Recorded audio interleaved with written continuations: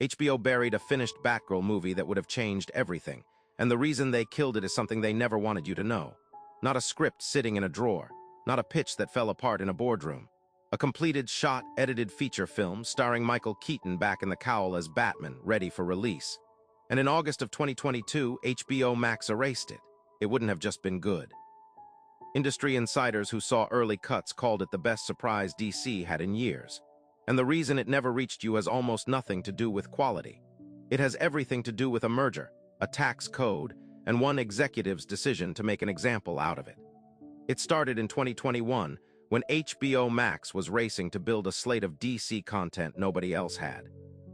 Leslie Grace was cast as Barbara Gordon, the new Batgirl, in a story about a rookie cop's daughter secretly fighting crime in Gotham while hiding it from her father, the police commissioner. Directors Adil El Arba and Bilal Fallah, fresh off reviving Bad Boys for Paramount, were brought in to give it real action movie muscle. Then came the move that made industry trades sit up. Michael Keaton, Batman himself from 1989, signed on to return to the role for the first time in 3 decades. J.K. Simmons reprised Commissioner Gordon. Brendan Fraser signed as the villain. This wasn't a streaming afterthought. This was being built on purpose as a statement film, and the deal was real. Production began in Glasgow in late 2021 with a reported budget between $70 and $90 million, modest by superhero standards, but a serious commitment for what was supposed to be a streaming exclusive. Filming wrapped in March 2022. The movie went into post-production. Test screenings happened. Internal reactions, according to multiple people who worked on it, were positive, not perfect, but promising, the kind of rough cut a studio spends millions polishing, not burying. Marketing had already begun quietly circulating internally. A release window was being discussed. Every signal pointed toward a finished product heading toward your screen sometime in 2022. Then in April, something outside the movie entirely changed the whole equation. AT&T finalized the spin-off of Warner Media and merged it with Discovery, creating Warner Bros. Discovery, and installing a new CEO with a very different vision for what HBO Max was supposed to be. That new CEO was David Zaslav, and he inherited a company carrying more than $40 billion in debt from the merger. His mandate from the board wasn't creative, it was financial. Cut costs. Consolidate. Prove to shareholders that Warner Bros. Discovery could be run lean. Almost immediately, projects across the company started disappearing without warning. Completed specials, in-progress shows, entire slates.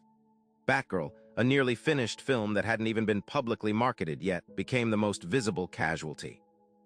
Reports began circulating in July that the studio was reconsidering releasing it at all, not because of anything on screen, but because of what releasing it would cost. Remember that finished film sitting in the vault? Here's where it actually died. On August 2nd, 2022, Warner Bros. Discovery announced Batgirl would not be released, not delayed, not moved to theaters, not reworked. Canceled outright with existing footage written off entirely. The official explanation was a strategic shift, away from direct-to-streaming films toward theatrical-only DC releases. But that's not the real reason, and insiders knew it immediately. Under tax provisions tied to the merger, Warner Bros. Discovery could write off the entire cost of an unreleased film as a loss, offsetting other obligations.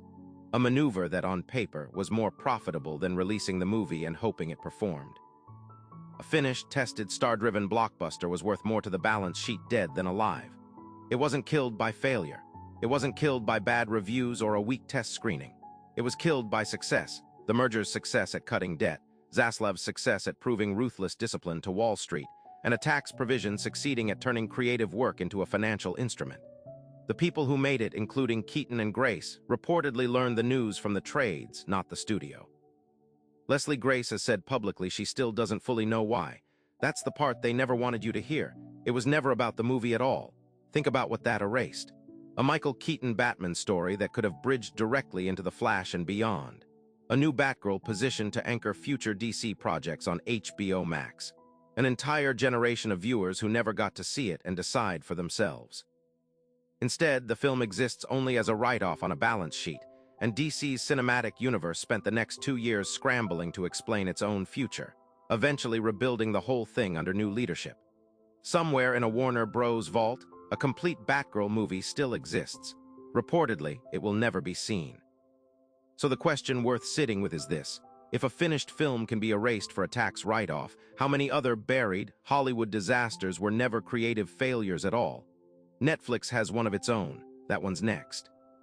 884 words, built around the real, well-documented Batgirl cancellation, Warner Bros. Discovery, 2022 merger tax write-off.